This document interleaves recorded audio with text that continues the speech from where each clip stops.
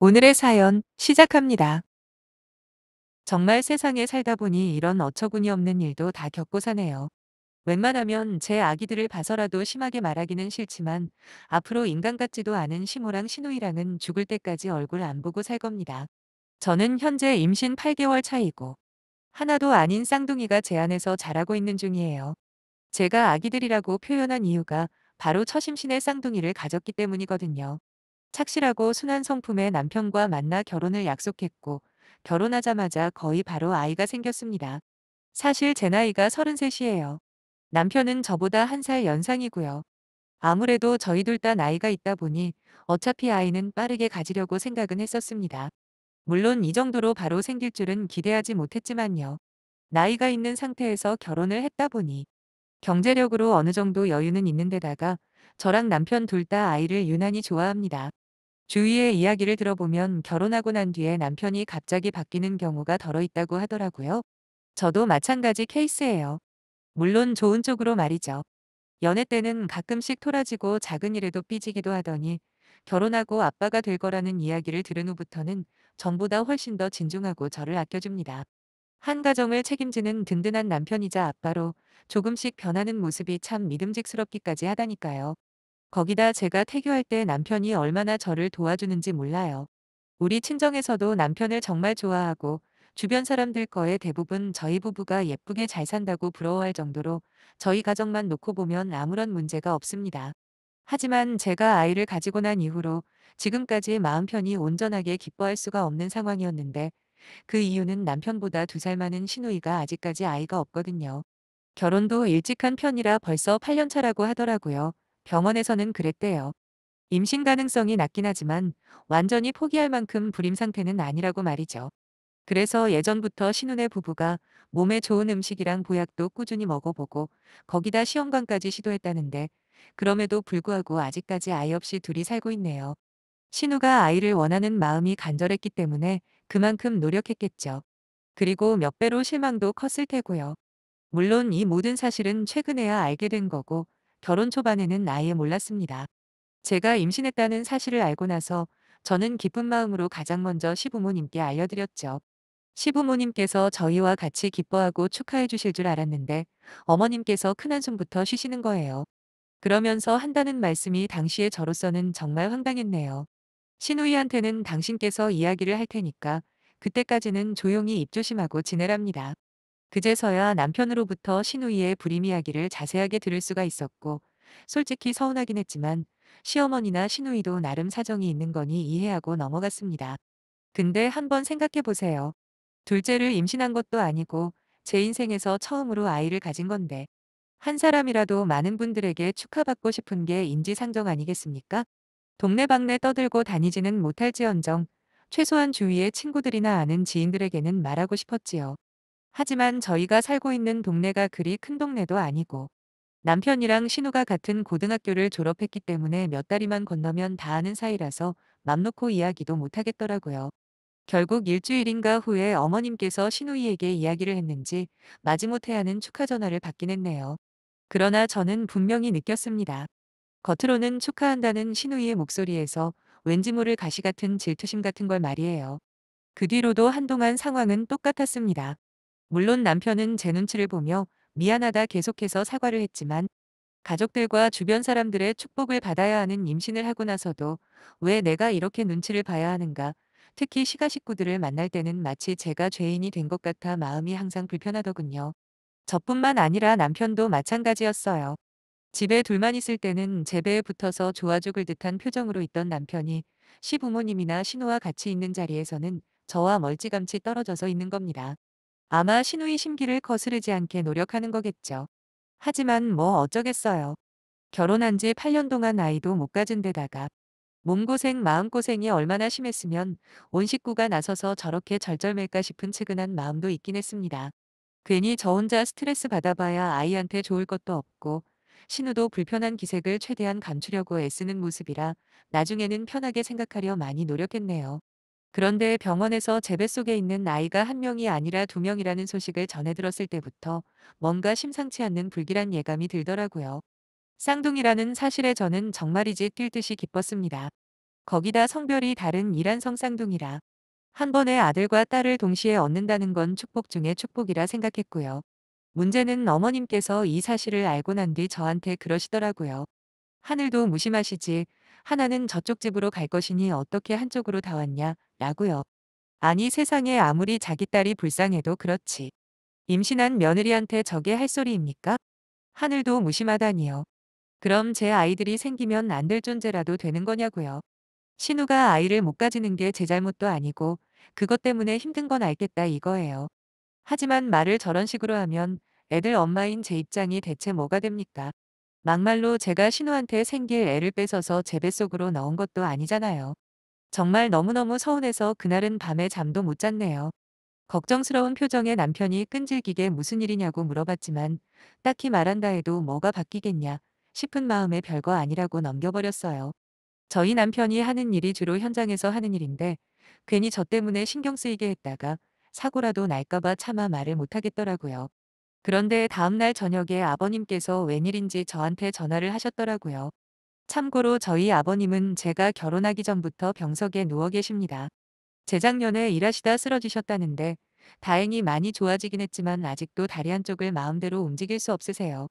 남편 말로는 완치는 힘들겠지만 그래도 1년 정도만 물리치료받고 하면 어느 정도 혼자 자유롭게 움직일 정도는 될 거라고 하더군요. 어머님과 달리 아버님은 저를 무척이나 아껴주시는 분입니다. 뭐 어머님이 성격이 워낙 강하다 보니 눈치를 많이 보시긴 하지만 제가 아이를 가졌다고 했을 때도 아버님은 어머님 몰래 오셔서는 저더러 복덩이라 부르시면서 잘했다고 등을 두들겨 주시기도 했습니다. 분명히 남편의 다정한 성격은 아버님으로부터 온 게 확실하다 싶을 만큼 남편과 아버님 둘 다 저한테 잘해주거든요. 그런데 어머님과 저의 통화 내용을 들으셨는지 아버님께서 저한테 전화를 하셔서는 너무 마음 쓰지 말라고 그리고 미안하다고 말씀을 하시더군요. 그 와중에 어머님 눈치를 보시며 조심스레 이야기하는 아버님의 모습이 안쓰럽기도 하고 그리고 저를 생각해주는 사람이 한 명 더 있다는 생각이 들어 괜찮다고 안심을 시켜드렸네요. 그렇게 불편한 마음으로 며칠을 보냈을까. 새벽에 남편이 자다가 전화를 받았는데 아버님이 주무시다 갑자기 상태가 안 좋아지셔서 응급실이라고 하는 겁니다. 저도 남편을 따라가려고 했지만 남편이 뱃속에 있는 아기 때문이라도 일단은 집에 있으라고 하더군요. 혹시라도 상황이 급해지면 그때 오라고 하면서 말이에요. 다행히 별다른 일은 없었지만 며칠 전 저한테 복덩이라고 말씀하셨던 게 생각났습니다. 언제라도 아버님이 저희 곁을 떠날 수도 있다는 불안감이 들었죠. 사실 시가만 가면 눈치 봐야 하는 게 싫어서 가급적 거리를 두고 있었거든요. 하지만 아버님 때문이라도 이제 자주 찾아뵈야겠다 마음을 먹고 있었는데 아버님이 퇴원하시고 얼마 후 어머님이 남편만 따로 집으로 부르더라고요. 그때만 해도 무슨 일인지 짐작조차 하지 못했어요. 그런데 밤이 돼서야 돌아온 남편의 표정이 너무 어둡길래 혹시라도 아버님 건강이 다시 안 좋아지신 건가 하는 걱정에 꼬치꼬치 캐물어 보았지만 남편은 아버님 일은 아니니 신경 쓰지 말라고 답변을 회피했습니다. 별거 아닌 일로 스트레스 주고 싶지 않다고요. 근데 사람이 눈치라는 게 있잖아요. 분명히 무슨 일이 있구나 싶었지요. 그날 새벽에 저는 화장실 때문에 잠에서 깼는데 글쎄 남편이 옆에 없는 게 아니겠어요? 얼핏 보니 컴퓨터가 있는 작은 방에 불이 켜져 있었고 급하게 가봤더니 남편은 어딜 갔는지 방에 있지 않았고요. 대체 무슨 일을 하길래 아직까지 잠도 안 자고 있었던 건가 싶어 켜져 있는 컴퓨터 화면을 본 순간 저는 할 말을 잃고 그 자리에 주저앉을 뻔했네요. 남편의 컴퓨터 화면에는 무슨 친족 입양에 대한 내용들이 가득했고 옆쪽에는 카톡 대화창이 떠 있었는데 그건 바로 남편과 시어머니 그리고 시누이와 나누던 대화였습니다. 그저 머릿속이 멍한 상태로 세 사람의 대화 내용을 쭉 읽어봤더니 제 속이 뒤집어지고 피가 끓어오르는 기분이 들더라고요. 어머님은 저희 남편의 어차피 쌍둥이 아니냐고. 그러니까 한 명은 누나한테 입양시키는 게 어떠냐고 물어보셨고 거기에 시누이가 동조를 하고 있었어요. 그 와중에 딸보다는 아들 쪽을 달라는 소리까지 했더라고요. 어차피 어른들끼리만 비밀로 하면 애들은 절대 모를 거다. 이란 성쌍둥이인 게 얼마나 다행이냐 이딴 미친 소리까지 했던데. 남편이 말도 안 되는 헛소리 하지 말라고 계속해서 말을 해도 어찌나 끈질기던지. 급기야 친족 입양에 관련된 서류나 정보 같은 걸 첨부 파일로 보냈는데 남편이 새벽에 그걸 보고 있었던 겁니다. 그걸 보고 있는데 너무 화가 나고 분노가 치밀어 올랐어요. 끝까지 남편이 콧방귀도 안 뀌자 나중에는 시누이가 무슨 돈까지 준다고 하는 것 같던데 그때 남편이 방에 있는 저를 발견하고는 달려왔습니다. 컴퓨터 화면을 보며 부들부들 떨고 있는 제 손을 잡길래 저는 곧바로 뿌리쳐 버렸어요. 비록 한 번 거절은 했지만 대체 무슨 의도로 새벽에 그런 걸 보고 있었는지 너무 의심스러웠거든요. 그래서 제가 먼저 선전포고를 했습니다. 혹시라도 허튼 생각을 하고 있다면 포기하라고. 이혼을 하던 뭐라던 우리 아이들은 내가 꼭 지킬 거라고 말이에요. 그러자 남편이 제 손을 꼭 잡더니 절대 그럴 일 없을 거라며 안심을 시켜줬어요. 그러면서 새벽까지 자기가 잠도 못 자고 고민한 이유는 사실 마음 같아서는 인연 끊고 아예 남남처럼 살고 싶은데 그러자니 또 아버지가 마음에 걸려서 그런 거랍니다. 자기도 이런 제안을 받을 거라고는 상상도 못 해봤는데 아무리 가족이라 해도 이건 상식을 벗어나도 한참 벗어난 거 아니냐면서 이젠 엄마고 누나고 꼴도 보기 싫다네요. 남편의 이야기를 듣고 있다 보니까 제가 오해했다는 생각이 들었고 또 한편으로는 남편이 고민하는 이유가 이해가 되었어요. 시어머니나 시누이가 제정신이 아닌 거지 아버님은 정상 중에 정상이시거든요. 그래서 너무 불쾌하고 화가 났지만 일단 남편한테 알아서 거절하라고 대신 나는 시가에는 이제 발길도 하지 않겠다. 그것도 알아서 전달하라고 말하곤 제가 직접 나서진 않았어요. 괜히 일만 커질 것 같고 아버님이 응급실에 다녀온 지 얼마 지나지도 않았는데 괜히 집안 시끄러워지는 게 부담스럽기도 했거든요. 나중에 아버님께는 따로 말씀을 드리려 생각하고 당분간 조용히 태교에만 집중하고 있었는데 며칠 후에 시어머니한테서 전화가 걸려왔습니다. 아마 남편이 워낙 단호하게 철벽을 쳤기 때문에 이제 타깃을 저로 바꾼 모양이었지요. 무슨 말을 하려는지 대충 짐작이 갔지만 나중에 필요할지도 모른다 싶어 저는 녹음 기능을 켜둔 채 말씀하시라 했습니다. 역시나 저희 아이에 대해서 이야기를 하시더라고요. 애야 나중에 또 필요하면 하나 더 낳으면 되는 거 아니냐고. 거기다 시아버지도 오늘 내일 하시는데 양쪽 집에 손주 하나씩 있는 모습을 보여주면 얼마나 좋겠냐.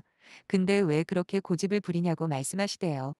그리고 애들 둘이나 한꺼번에 키우려면 돈도 많이 들고 힘도 몇 배로 든다고 여러모로 한 명을 보내는 게 맞는 거라고 누가 들어도 궤변일 뿐인 소리를 하시는데 그때 갑자기 전화기 너머로 누가 소리를 막 지르는 게 아니겠어요? 자세히 귀 기울여 들어보니 아버님의 목소리 같았죠. 시어머니를 향해 욕을 하시는 게 분명했습니다. 그러자 어머님이 전화를 그냥 끊어버리셨고 저는 불길한 마음에 급히 남편에게 전화를 걸어 상황을 설명해줬어요. 괜히 아버님한테 무슨 일이라도 생기면 어쩌나 하는 생각에 저도 시부모님 집으로 택시를 타고 향했습니다. 도착하고 보니 아주 난장판이 따로 없더군요. 시어머니의 이야기를 통해 아버님은 처음 알게 되셨답니다. 저희 애들 중에 한 명을 시누이한테 입양시키려는 계획을 말이에요. 화가 머리끝까지 나신 아버님이 시어머니에게 난리를 치신 거죠. 거기에 어머님께서 맞받아치면서 싸움이 나신 모양인데 거실 바닥에 과일이랑 접시가 나뒹굴고 있는 걸 보니 아마 두 분 중에 한 분이 화가 나셔서 던진 것 같았어요. 저는 헉헉거리고 있는 아버님께 바로 달려가 몸 상태를 확인해 봤습니다. 다행히 다친 데는 없으신 것 같더군요. 뒤에서 어머님이 저한테 뭐라 뭐라 하셨지만 대꾸도 안 했습니다. 아버님께서는 제 손을 꼭 잡으시더니 연신 아가야 미안하다라는 말만 반복하셨고요. 자식 못 가져서 한이 맺힌 딸년 편을 들어줘도 모자를 판에 어떻게 며느리 편을 들 수가 있냐. 입도 안 아픈지 어머님이 쉬지 않고 소리를 질렀고 참다 못해 이판사판 뒤집어 엎으려던 찰나 현관문이 열리더니 남편이 들어오는 게 보이더라고요. 세상에나 남편이 그렇게까지 화난 모습은 처음 봤습니다. 연애할 때 종종 싸우기도 했지만 언제나 평정심을 유지하던 사람이었거든요. 하지만 이번에는 남편도 참을 수가 없었나 봅니다. 남편은 시어머니를 강제로 끌고 나가버렸어요.